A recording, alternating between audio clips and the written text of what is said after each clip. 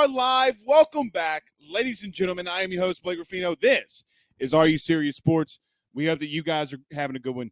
We know that we are as well. Huge show in store for you tonight. Who Mike Jones joins us at 7:30. Really looking forward to talking to my good friend Mike Jones yet again on this great Thursday. Brian Kelly. See, we hadn't been here in a while. God, does it feel good to be back. Finally, Blake has come back to your living rooms. Been away for a day. God, so much happens in a day when you don't do a live stream podcast, right? Brian Kelly talks with the media. They're boo-hooing. Oh, my God. When's Brian Kelly going to talk to the media? And yet they don't ask him they ask him some decent questions. I'm not going to say that they don't. But you had all this time. That's what you came up with? They hate when your boy's around, too, by the way. They hate when your boy's around. Ruffino's Ranch, we'll get into that. Maybe not as loud and cryptic, or not cryptic, loud and just maybe not as loud tonight. But who knows? Who knows? We'll give you some information, what I am hearing around LSU football, some things that we can confirm, something that we've been talking about on the offensive line for so long. We will share tonight. Brody Miller also reported what we had been talking about over the last 2 months. Shout out to Brody Miller. So we will talk about that along the offensive line and the defensive line, the analytics and how analytical Brian Kelly is looking into recruiting. So a lot of recruiting talk tonight. Maybe not a lot, but we'll get into recruiting, which I think is extremely, extremely interesting on how analytical he's been. And when everybody's bitching and moaning and complaining, about Brian Kelly and him not working and get out from behind your desk, I'll tell you what's really been going on. So we'll touch on that. So a lot to get into in LSU baseball and basketball falls yesterday. I'm again getting labeled about saying things about Will Wade that I haven't said, but regardless, the people that say this about your boy won't even talk to him. We got to talk about Will Wade, though. We got to talk about Will Wade, and LSU baseball does fall to Louisiana Tech. But let's get to a couple of comments before we get started. Day Lee on YouTube says, them lemon pepper steppers, y'all. D-Will0917 on YouTube says, Blake is about to do a rant on GOAT. You already know. And yes, the Lady Tigers basketball team is tipping off. So keep it in the chat. Fire inside the scores inside the chat. The entire show. Fire them in as they take on Alabama. Freakzilla Worldwide on YouTube says Brian Kelly is changing LSU for the better. I completely agree with that, and something that we've been talking about for sure. Craig Schilling says, we are live. That we are. And Mark says, so what's the news, Blake? Mark, you commented this at 7 o'clock. We weren't in here 22 seconds. But we'll get to that news. We'll do that right off the top. Things that we're hearing around LSU and some really, really good things. So let's do that. Let's get into the show. Are you ready to get into the show? Because I know I am. I know for 100%, 1,000% that I'm ready to get into it. So let's do this. Let's pay some bills. Everybody do us a favor by hitting the like and share to some Facebook groups. Guys, there's so many of you that's watching us live currently, and you do every night so much, and we greatly appreciate that. We're going to clip the show of Mike Jones Jr. at the end of the show. We're going to upload it to YouTube, Facebook, stuff like that. Do us a favor when you see it. Hit the retweet, share button for Mike as well. We greatly appreciate that. If you're listening to us on the audio podcast platform, you're listening to us on Facebook, subscribe, share to some Facebook groups. If you're listening to us on YouTube, hit that subscribe button and notification bell as well. We greatly, greatly appreciate that. All right, let's pay some bills around this thing, and then we'll get started. None better than our good friends over at GM Varno & Sons and betonline.ag.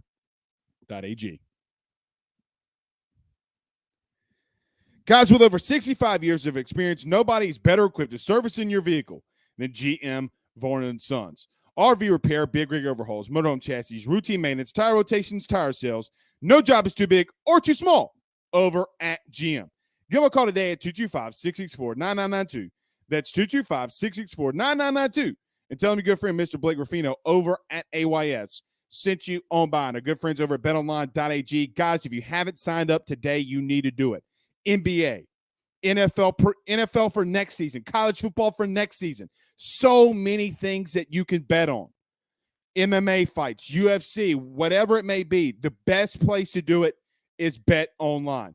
If you haven't signed up, do it today. Use your mobile device. Do it at the end of the show. Use the Believe promo code, the Believe Podcast tab, BLEAV. You'll get 50% off your first welcome bonus. That's betonline.ag, betonline.ag. All right, let's get this thing rolling, y'all.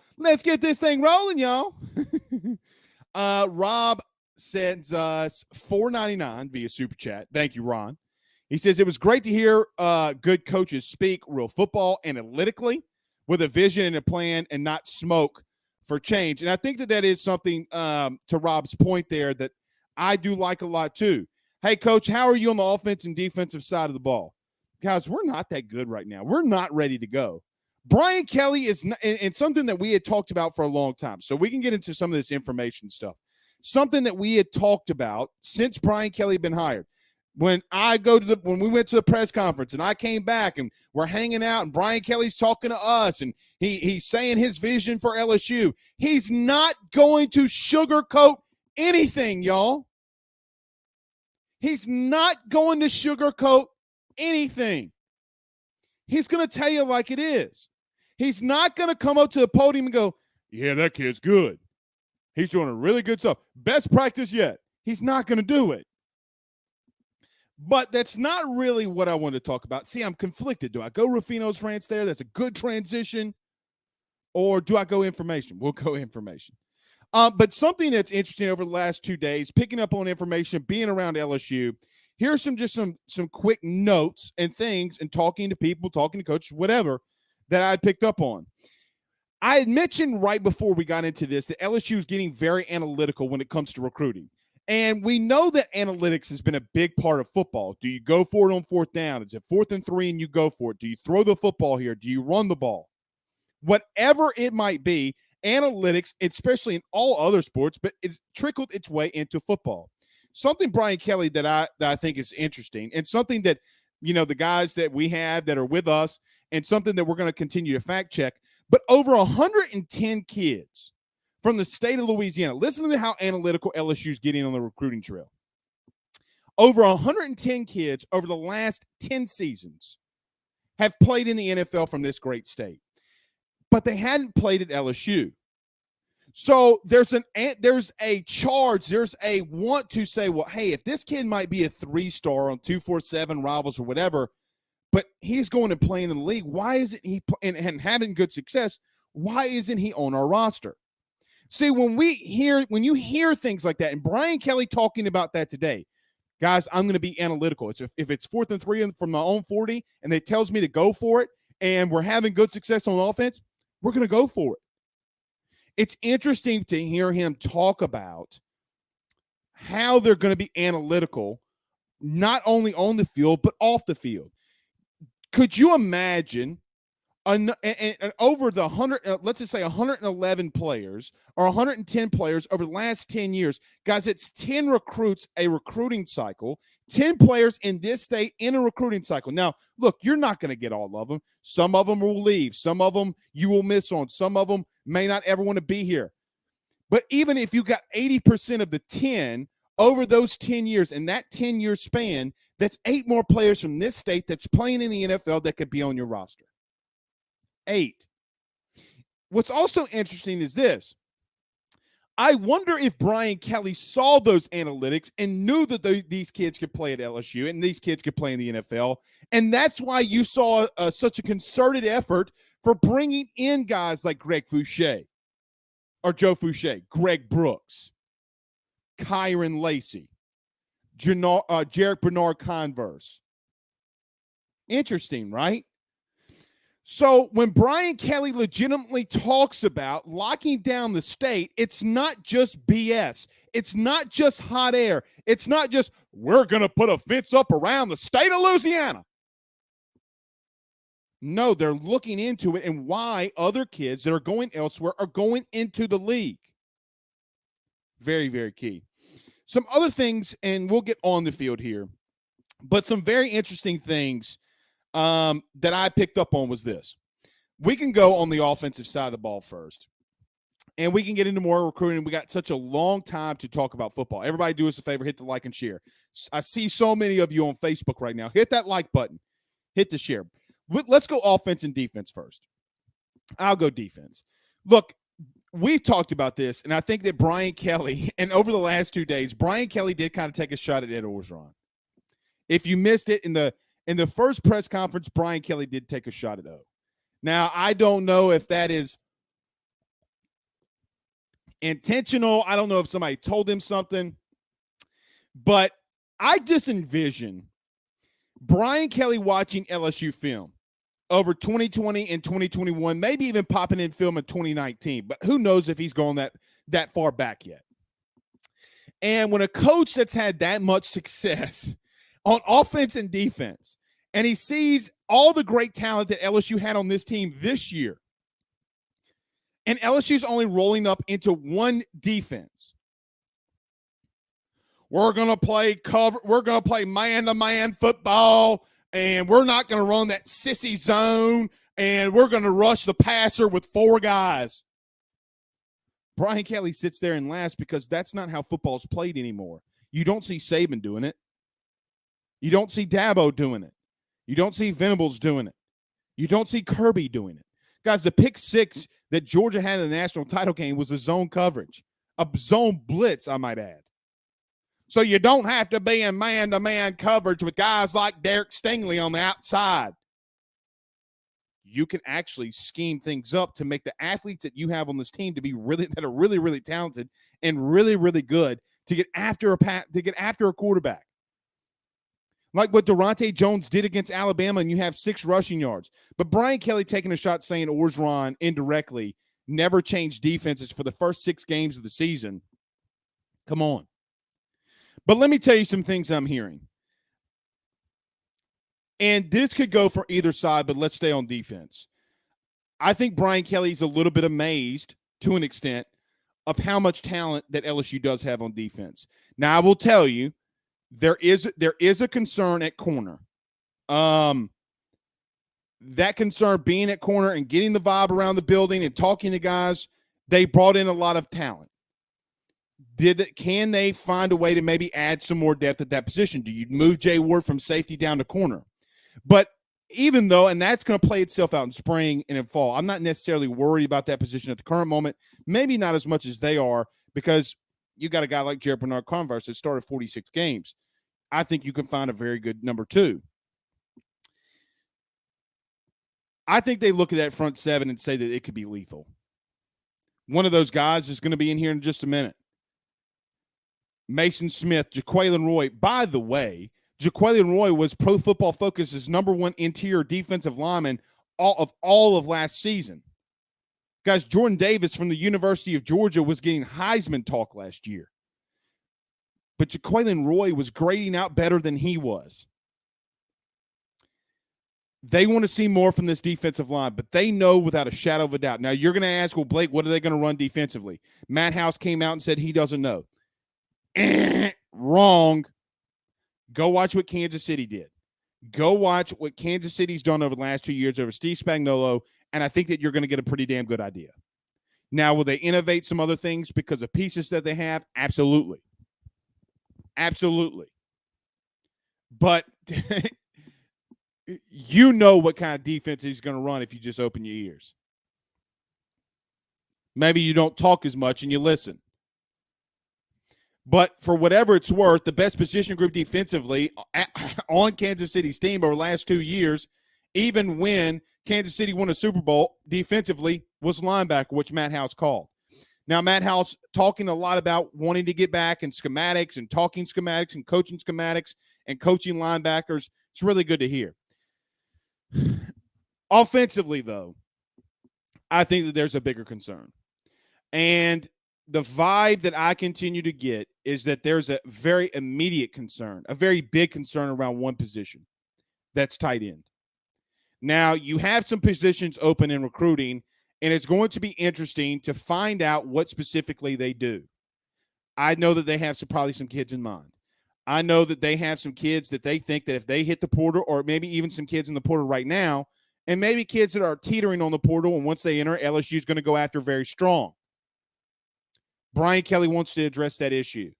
You know who wants to address that issue even more is your offensive coordinator, Mike Denbrock, because that's a position group he calls. That's coaches. Position coach that he's coached for a long time. I'm really interested to see what they do there because they see the glaring hole.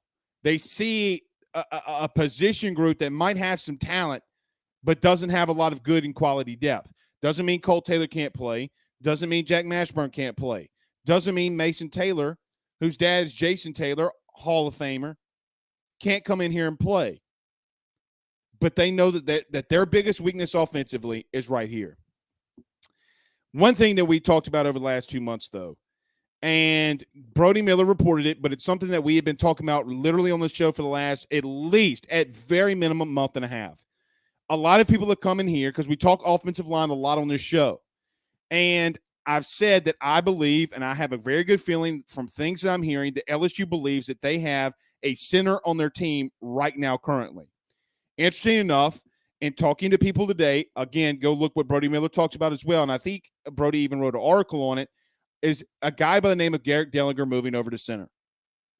So you could have a situation where, and Marlon Martinez is going to be battling for that position, and Brad Davis is going to do some very interesting things in making sure that guys, if you're playing left guard, you can play right guard. If you're playing left guard, maybe you can move over to right tackle if it calls for it.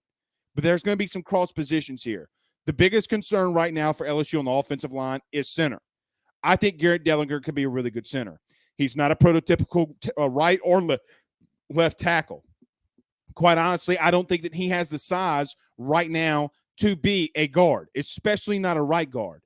If he can make the calls, if he can make the decisions, I think that you got something cooking here, along with Marlon Martinez. Brad Davis had a lot of confidence that in the one play that Liam Shanahan went down last season and ran Marlon Martinez. Guys, I think that this offensive line is a lot better than it was last year just because of the talent that you're coming up with. You have a situation where you can have an All-American left tackle in Miles Frazier, maybe, and a guy that played really well last season, Anthony Bradford at left guard. Garrett Dellinger did show some promise when he played in the interior. Can he make the calls at center? Tremont Shorts, another transfer guy that a lot of people offered him, over 20 offers when he from Power 5 schools when he went to the transfer portal, starting at right guard, and maybe you have Cam Wire at right tackle. Maybe you flip-flop those tackles there. We'll see. They're going to be a lot better at that position. I don't know what I think because they'll be better at that position, I think that they'll be able to run the football a lot more effectively. Now, from the Florida game on, and even Kentucky, LSU legitimately, look, even you can go back and look at that Kentucky game. LSU found a way to run the football with that offensive line. I think that schematics, Jake Peets especially, hurt the offensive line. Because let me tell you this. If you've never played offensive line before in your life, like I have, when you start moving 300-pound men and you have a guy like Ty Davis Price rushing for over 1,000 yards in the amount of games that he did it in, means that your offensive line has talent. You can't convince me that a team in the SEC that's rushing for over 150 yards per game since Kentucky, that you don't have talent there. They have talent and they can move people around. The question is can you do things to help this offensive line schematically? You get better from not only a depth perspective, but you get better from a just quite honestly an athletic type of situation. You're going to have more athleticism at tackles. You're going to have a really good athletic guard in Tremont Shorts. Anthony Bradford was a problem last year for teams like Kentucky and teams like Florida. Can he get some weight down? Can he get a little bit more? Can his conditioning get a little bit better? And I think that he could be an NFL left guard. Or he could be a prototypical right guard. He has the talent. But Mike Denbrock alluded to this today, and it's something that we're going to have to talk about all season. Something that we talked about on this show religiously. I know that there's a lot of fandom around Myles Brennan. I don't if it was officially Myles Brennan's position and it was his position to lose, I do believe that not only Brian Kelly but Mike Denbrock would have said so. I also believe in something that we've been talking about over the last 5 weeks, and 5, 6, 7 weeks. Let's see what they do here. Let's see what they do during, meaning these three guys in Nussmeier, Myles, and Walker. What can they do during spring? But the simple fact that they don't know, and it's going to be an open competition, should tell you everything of what this new staff and all these new eyeballs who doesn't have I don't want to say affinity for Myles Brennan or Garrett Nussmeier, or maybe Walker Howard does a little bit because Brian Kelly was trying to recruit him so hard to come to Notre Dame. But a new, fresh set of eyeballs and a guy that's won the amount of games that Brian Kelly has looking in on this team, he doesn't know who his quarterback's going to be. You're going to make your comments. You're going to put your comments in here. I mean this with all love and all due respect. I don't care if you don't, as the old saying goes, facts don't care about your feelings. It doesn't matter what happens against Florida State. I'm telling you right now, they don't know. They have no clue. Why should they? I think that is the biggest one of, if not the biggest position that's the most wide open. Who can come in there and dominate? And whoever can come in and dominate that quarterback position, I have a tingling feeling, unless they do something else, that person that wins the spring and the fall is going to start. They're not going to just throw Myles out there just because. Denbrock did say, yeah, it helps Myles that he's had a lot of experience and a lot of time here. But that doesn't mean anything, and that's a direct quote. We'll see. All right, about 6 minutes before we get Mike Jones, into the show, let's get to a couple of these comments here, though. Ryan Guidry says center. Yeah, I mean, look, the simple fact that they're entertaining Garrett Dellinger to move over to center is a big deal. They told you something without telling you something. They told you something without telling you something. What you moving a left tackle, a guy that played right tackle and a guy that played both guard positions religiously during the season? What you moving him at center for? Why do you think they didn't attack it in the portal if they really needed one? So they went after a left tackle, they went after a right guard, but they didn't go after a center. Actions will tell you all that you need to know. I don't want to hear about words. The Tigers Avenue podcast, I'll be on their show tomorrow. We'll be, I think, around 9 o'clock. We'll be watching some LSU baseball. We'll kick it around. But they asked inside of YouTube, hey, what's good, Blake? What's happening? He says, do you think BK wanted to find their center with the guys they got also points towards them focusing on quarterback, tight end, and corner? Maybe. I mean, maybe. Maybe. I think that they know that they have one. I don't think it was a dictation that they might need other positions, because center is a big position. Honestly, in my personal opinion, a lot of people talk about left tackle. I think center could be number one. I could make that debate. If you're making the calls on the offensive line, it's the biggest position on the offensive line. people don't talk about it enough because, we don't praise centers. It doesn't matter that I was one. I'm just telling you, if you're making protection calls, you dictate what goes on with an entire offensive line.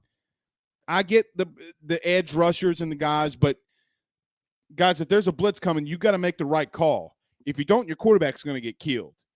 A lot of preparation, a lot of technique. You got to be smart. Got to be ready. You got to be focused. Reed Wilson says Xavier Carter is more like Isaiah Simmons type, not saying he is a safety, but he can rush and cover. Yeah, and he showed a lot of rush potential last season. But look, in talking about this defense, guys, I mean, just go watch what Kansas City did. They would stand 2 outside linebackers up on the outside and have 2-3 techniques, and they would get after it. Chris Jones was a menace. Now, I mean, Carter's not going to play a defensive he's not going to play a traditional defensive line, but we'll see. Maybe he can rush the passer. He's got to put some size on, though. Wayne McBride says Emory should get number 18 this year, to be honest. We'll see. I know that there was a really big debate there on Twitter Spaces. Very, very big debate on that. Who that dude on YouTube says, I agree. I appreciate you.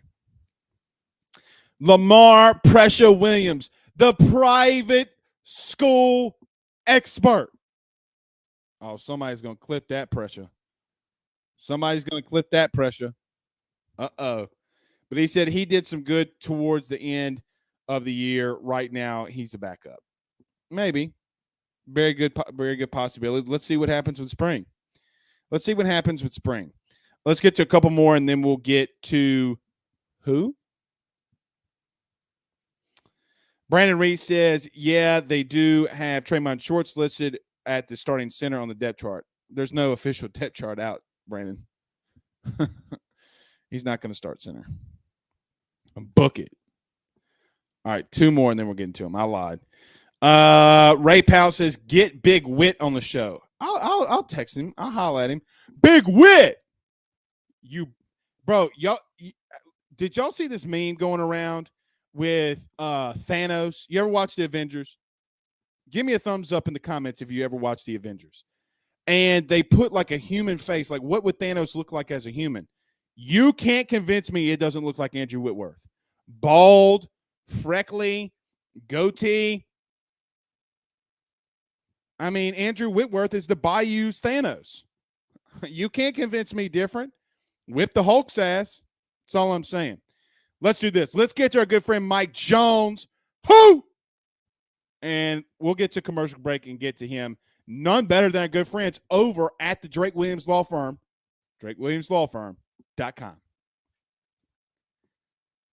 Guys, I've been telling you about my good friends over the Drake Williams Law Firm for such a long time now. Real estate, titles, successions, criminal, car wreck, DUI, you name it, they can do it. Having some issues with Hurricane Ida, they will do a free consultation if you mention Blake Ruffino and Are You Serious Sports. Give them a call today if your insurance company is giving you the runaround. 985-386-7600. 985-386-7600 is the Drake Williams Law Firm, the drakewilliamslawfirm.com. They are also sponsoring this great segment with our good friend Mike Jones. It's the drakewilliamslawfirm.com, drakewilliamslawfirm.com. All right, we got our good friend Mike Jones. My man is in the building. It's been too long, Mike. How's your week been going? Man, it's been good, man. You know, regular thing, getting it in every day. I hear you. Well, look, let's talk on that. Now, everybody that's in the chat right now, hit the like button, hit the share. We got Mike Jones with us. Mike, you talk about getting every day. And look, if you're like me, or if you, I know we think a lot alike, but man, spring, it just feels like, man, you're working hard. Can it ever get here? You've got a lot of experience, this being, what is your 3rd or 4th spring practice. What do you go through mentally to prepare for that first opening week when you get into spring? Um, I would say like the biggest thing, just myself. I try to put myself in a position earlier to where I can make as least mistakes as I can. One thing like I really take pride in myself is that I hate messing up in practice. I hate it. I hate it. I hate it. I do And too. so, get on the way up to spring. I'm going through the playbook. Let me make sure I got this. Let me make sure I got this. I'll go through film and watch plays and practice the communication that I'm going to need whenever we're on the field. If I got any questions, I'll text the coach, ask the coach, but really just getting my mind ready to, go out there and try to have a perfect practice each day. Mike, I'm going to ask you a really silly question because I used to do it to Mhm. get people off my scent. You ever be out there and making like a fake call like Spider 2 Y banana, Spider 2 Y banana? You ever do something like that on the field just to get them thinking like, what's this dude doing, bro? I won't make up nothing random, but I will just say things that aren't irrelevant. All right, It might be second and 4. I'm like, watch the ball, watch the ball. You know what I'm saying? Like, they're probably not going to try to get us a jump off sides, just random down. But now it's interesting you say that because the last time I remember you saying something like that was the sack that you got on Bryce Young. oh hell yeah. Walk us through that because now you're talking about that. Now that we're there, what happened on that play specifically?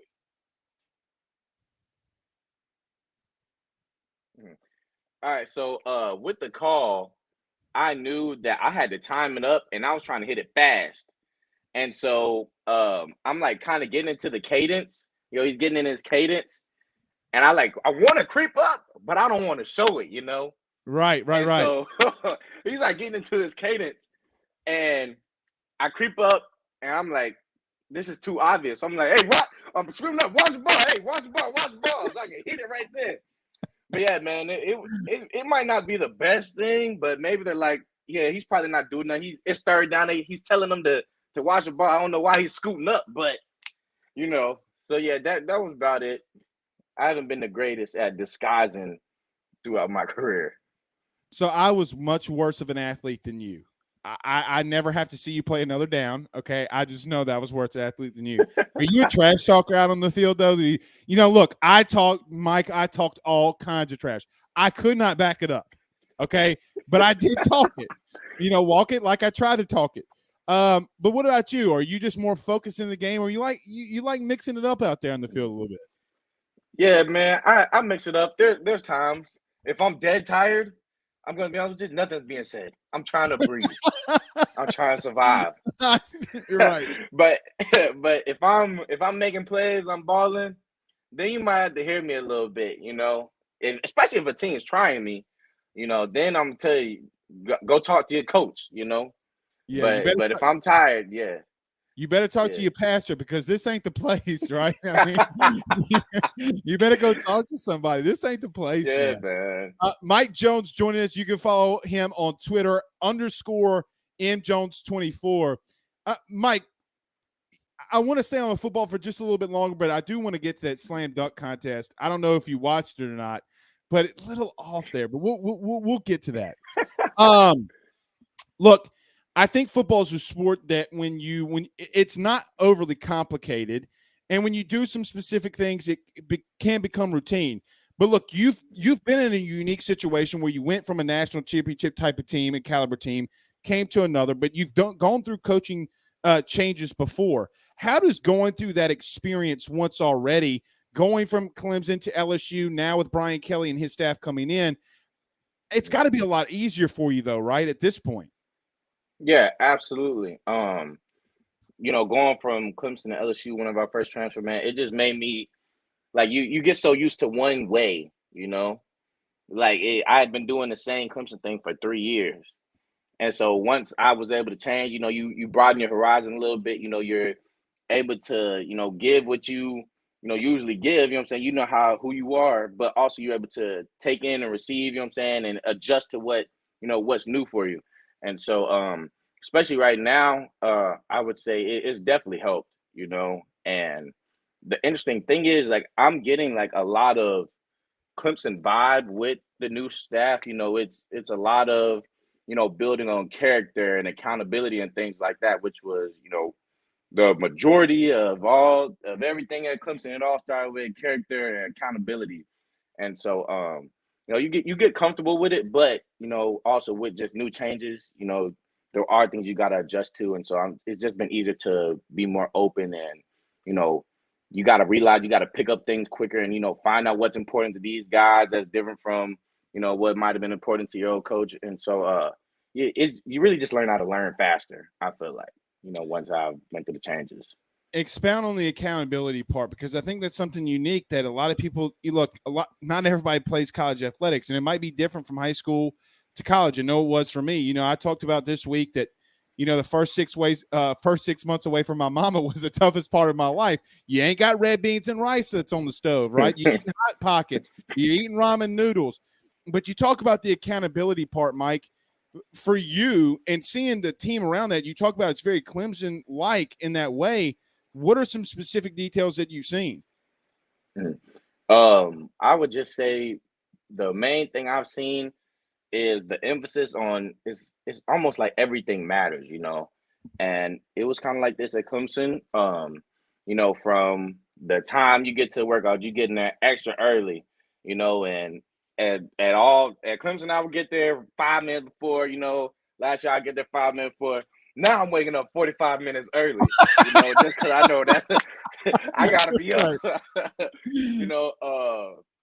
But yeah, so from the time you get into the workouts, man, to making sure you're taking all the vitamins and everything you need that they provide us, man, making sure you're taking the right type of protein, make sure you're eating the right way, make sure I'm hitting all my protein goals throughout the day. Just all aspects of it. It's literally, they're like watching everything we do. And as a veteran, I'm going on year 5. It's like, wow, we got to do all this, but it creates a routine. It truly does. And there's been times where I'm not taking my vitamin. I just had this hard lift. I'm about to go lay down.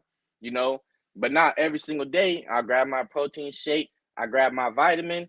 I go in, take my time, but I'm purposeful about everything I do, because I know everything is assessed, everything is looked at. And I think long term, for a team, and especially I can't imagine like my freshman year coming in, because like you said, it's different from what you've been doing your whole life. Man, right.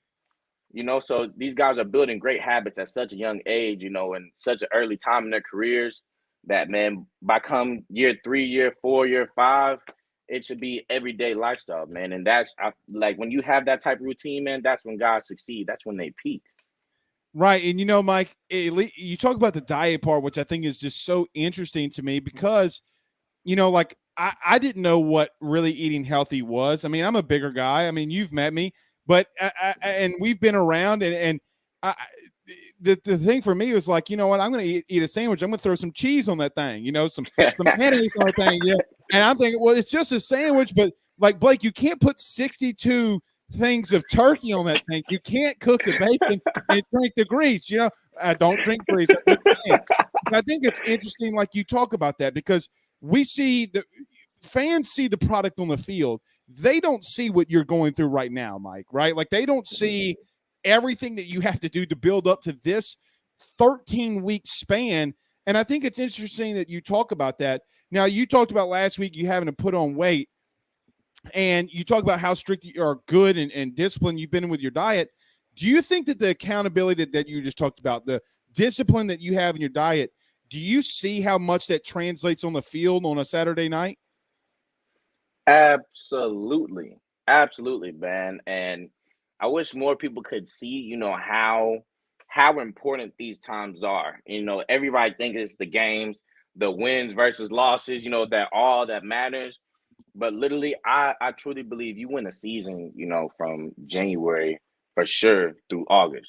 No doubt. That whole time period, man, so much stuff. It's so much development that has to be made, because once August hit and you get the fall camp, it's like you are who you are. You know what I'm saying? Right. That's really how it is. You're not gonna get shredded, just freaking ripped, during fall camp, getting ready to go play. You gotta be there. All this is getting ready for you to go out there and just execute the job. Like you said, the 13 days that you get to do it. The rest of the time, man, it's building up just for that moment. And so these parts are so detrimental. They can never be overlooked. You know, it's literally some would say, I kind of think so too, man. It's the most important of the season, man. You know, the confidence you get for the games. Like I said, that stuff is built in the spring. You know what you can do and what you can't do based on how things went in practice. You know, right. Well, and Mike, it's so funny you talk about that. It's because we don't see that, right? And nobody gets to see that. It's like, when fighters, boxers, whatever, they have to cut all that weight. You just see the finished product. You don't see everything that goes into it. Yeah. And speak for yourself, man. I could cut some weight in 6 weeks. I could look like Hercules. Look at these biceps. Mike Jones joining us, LSU linebacker. Mike, let's get away from the football. Let's just talk sports. NBA All-Star this week. A guy that's kind of local here. Zion's in the news religiously. What have you been noticing? What have you been thinking about over the last week since we last talked to you? Wait, about Zion or just sports in general? Yeah, sports in general. Got the dunk contest. Nobody can make a dunk these days. I mean, for crying out loud. I mean, Vince Carter. Bro, the dunk contest was bad, dude. Yeah, I saw clips. I ain't watched the whole thing, but I probably wouldn't have kept watching long if I tuned in. But yeah, man, you know me. When it comes to basketball, my favorite player is Kevin Durant. And so really all I've been thinking about is Nets. How is James Harden going to transition? Right. Really, can I give my man KD another ring? That's really all I've been thinking about. I've been watching a little bit. I watched the All-Star game for a little while. But yeah, man, that's about it. Why are you such a big KD fan? Was he just somebody that you grew up watching, loving? Like, why are you such a big KD fan? I don't know what drew me to this dude, but I remember like playing 2K in middle school and like getting the Thunder, and I was like, this is the best team. They got this dude named Kevin Durant. They got a Russell Westbrook, and they got some dude named James Harden, and they are all great. Right, so right. Since then, man, I've been a huge KD fan.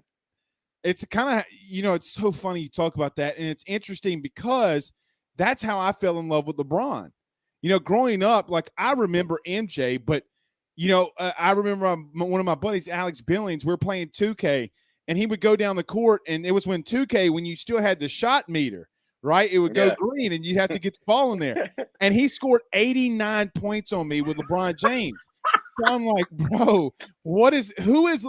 And I was not big into basketball. We were in junior high, and he scores 89. And I'm like, well, bro, I gotta go get. He scores 91 points, by the way.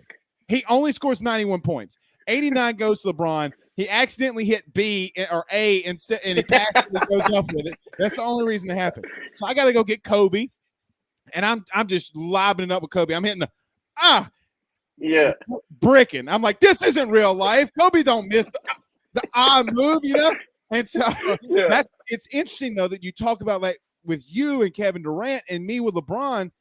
And it's interesting, Mike, because in a real thing, that's how our society and us as kids were brought up. In a sense, it's like, hey man, I saw this guy on a video game. Well, let me go back and watch. Oh, like he's doing this in real life. And I think it's pretty cool. Yeah, man, absolutely, man. I definitely became a KD fan because of 2K. 100%. Same. Let's get to a couple questions. Some fans are firing in here. We asked you this last time, but favorite place to eat. Have you found anywhere good that you like to eat? Tigers Avenue podcast as hashtag Ask Mike. There's a new, well, it's not new to me, but I've heard like recently a lot of people would go there. It's a chicken spot, man. It's called Triplets Blue Store.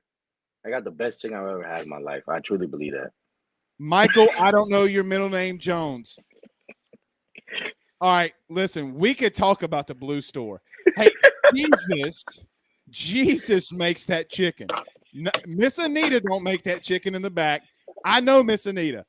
The Blue Store chicken, Mike, tell them about it. This is not a paid promotion for the Blue Store chicken, but bro, it's so good. I'm tempted almost every day to go by and give me 12 wings. Almost every day. I got to make a choice every day to do what's best for me. Do you feel like, but Mike, I mean, you got to go there, like long week of practice, Friday after a long week, you got to go to the Blue Store though. I got to. I have to.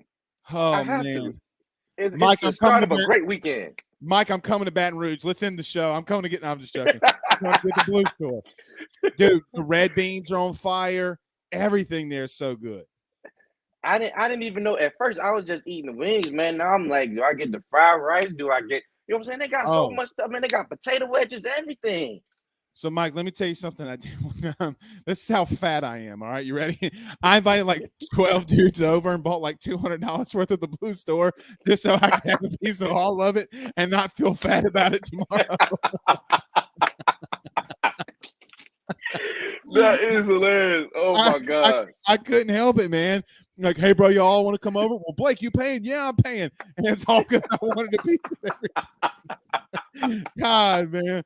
But it's so good. It's good. Tommy Poole has asked hashtag Ask Mike, what are you looking forward to most the first time you play in Tiger Stadium? But it won't be the first time. But what are you looking forward to the most this season? Just a sold out crowd, getting as loud as it can possibly get. Man, it's nothing like it. You know, I think back to a couple games last year, man. It's just like it can build so much momentum for a team when, you know, your team's playing well, and it's kind of like a make or break now for the opposing team, and you on defense is like, all right, let's get a stop, and the crowd's just rocking. That's like, if I could bottle those moments up in my life and like just save them, I'd want to go through those right at the end and be like, that was a great time. But yeah, man, just seeing everybody packed out loud, you know, ready to watch the Tigers play, man, there's nothing like it. That's what I'm excited for. Two more, Mike, and we'll get you on out of here. You've been fantastic. That's not the one I'm getting after. Hold on.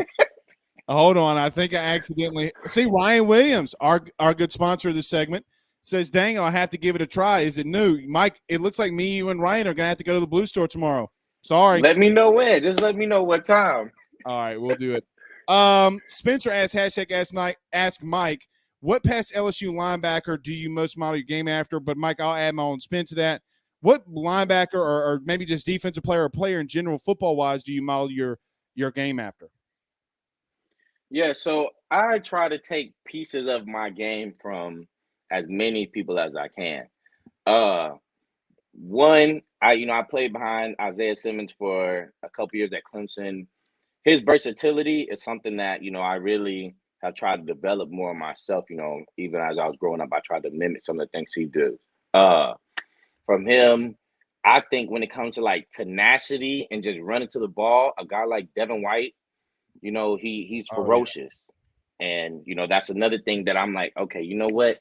If I can play like this dude, we're going to be all right. Right. Darius Leonard just being a playmaker, man. Always finds a way to get the ball out, making big plays, things like that. All those guys, man, there's plenty more that I try to like all compile in one, and it's hard to be the complete player, but I think if I can at least mimic some of the things these guys do, try to, have my values be the same way that these dudes play, I'll be able to succeed and help our defense. Well, you talk about like a guy like Darius Leonard, and I know that we all know Devin White, LSU guys, LSU fans, but man, just the amount of turnovers that he gets. I mean, that changes the game so much. It changes the game. And, we talk about those fundamentals. I mean, like, Mike, how many times did we go through a practice and the whole strip the ball thing? We're just kind of going through the motions. But then you see a guy like that who never went through the motions and really is trying to get it out of there, and now he's doing that on Sundays. Yep, absolutely. It is huge. All right, huge. Let's get to a couple more or one more. Mike, this is an interesting question, but we'll try to get another one. All of them are about Mike. Back to the Blue Store. Go back to the Blue Store. So you can't say anything because now everything's about the Blue Store. All right, Mike. This question has been asked literally 17 times inside the comment tonight, but so they're going to keep asking it until we address it. But Jeff has hashtag Ask Mike. Could you put to rest where the real Death Valley really is? So this is an interesting question. Uh-oh. How do we define cut out? Yeah, cut out That's just a God little. saying, don't answer it. That is God saying don't answer it, Mike. It 1000% is saying God don't answer it. So, Is this me? yeah, we can see you. It's all good now. It's good to go now. I don't know if you can hear me. Yeah, we can hear you. Can you hear me? No? It's cutting out. I'm going to leave and join right back. All right. Okay. Okay. We'll get Mike Jones back in just a minute. Let him answer that question. Fire inside your comments. Everybody do us a favor by hitting the like and share. Lamar Williams says Blue Store Chicken got to be official sponsor of LSU football. They definitely got to be the official sponsor of AYS, the chicken sponsor of AYS. We got to do that. All right, Mike, let's see if the Lord's going to give grace here. If not, that means you don't answer it. It's like Noah and the whale, bro. If it happens twice, don't do it. But what do you say? Okay, so yeah, I feel like it depends what counts as the real. The loudest, the most packed, I got to give it to LSU.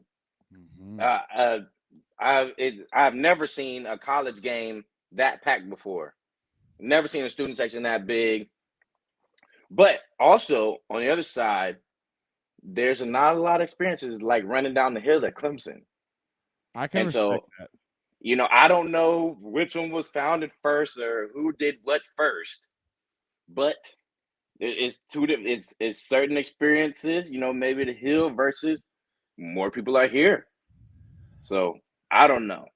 I dig it. I think being the mayor of a small town is in your future. How you just answered that question, Mike.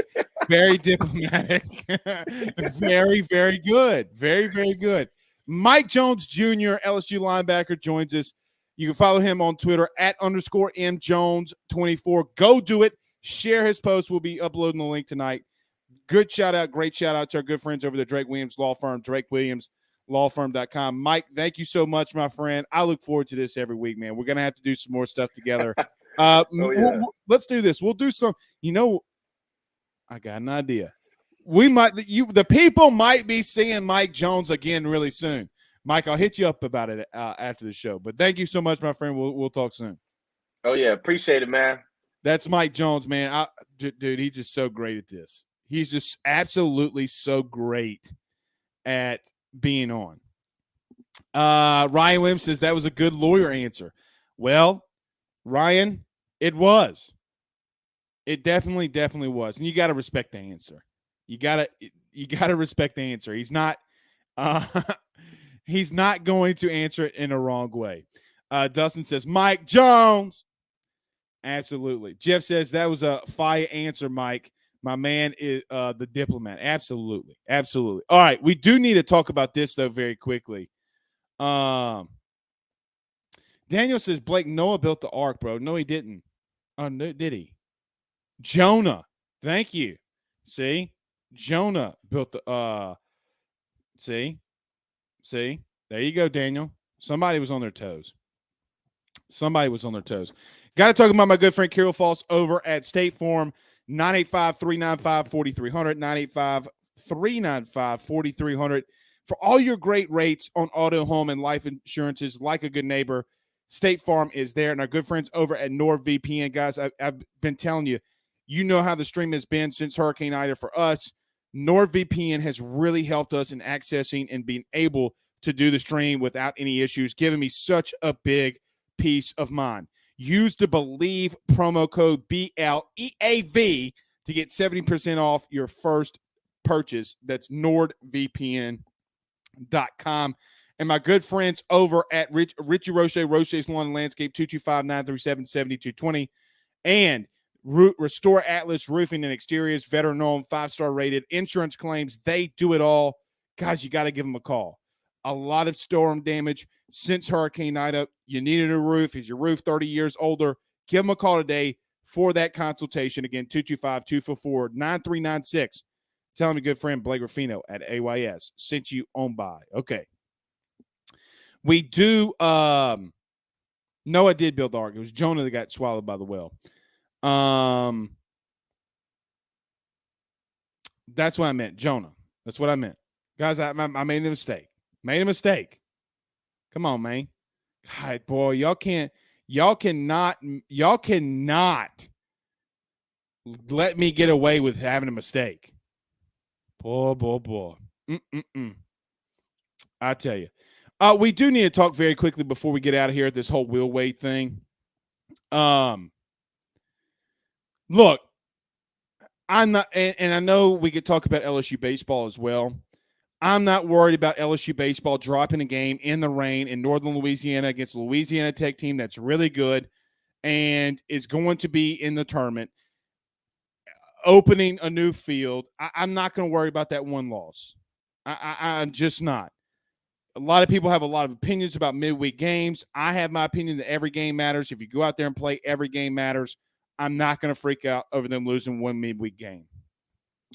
I think they'll come back and they'll have a great weekend. They'll continue to build and be really good. But last night, Will Wade and this LSU basketball team was up 10, and they blew a lead in the second half. Xavier Pinson did have 26 points, but guys, he shot 6 of 20 from the field and really struggled in the second half. With that alone, Darius Days shooting 2 for 10 from the outside.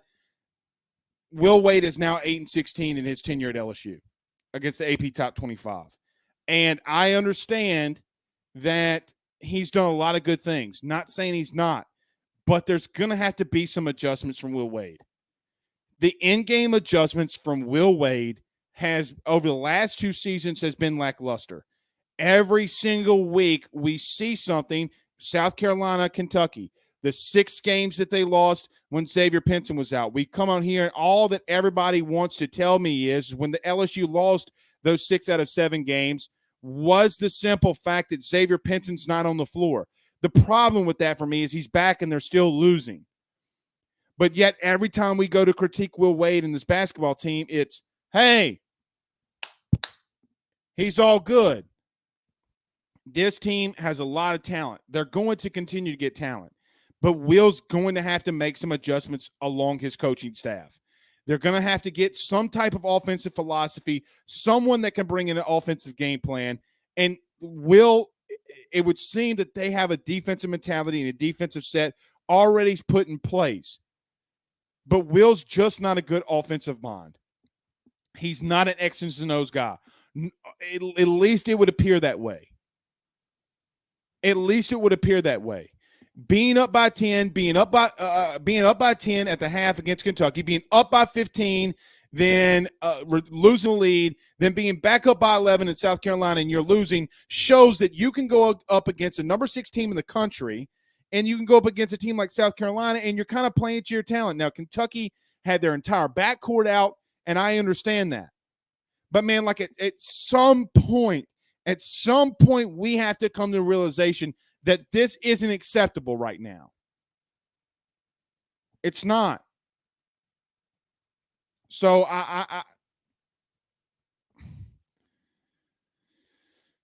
it is extremely frustrating for me to see you up by 10 and then John Calipari makes adjustments and you lose.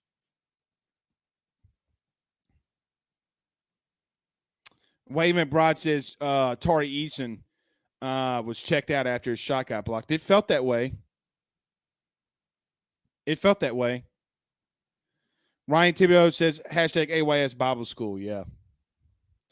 But they got to get better. Daniel Williams says Wade eating that Blue Store chicken. Oh, God. Mark Cummey says he probably had 2 whole king cakes. Maybe so. He's not a good X's and O's coach. And until he figures out something, a lot of the same is going to continue. No matter we like it, love it, hate it, it's going to continue. So, all right, guys, we will see y'all again Saturday morning. Y'all have a good night. I'm sure there'll be a Twitter Spaces going around that we'll hop into. Praying for everybody around the world, everything that's going on. Pray. We'll see y'all soon. Y'all have a good night. Peace out, Girl Scouts.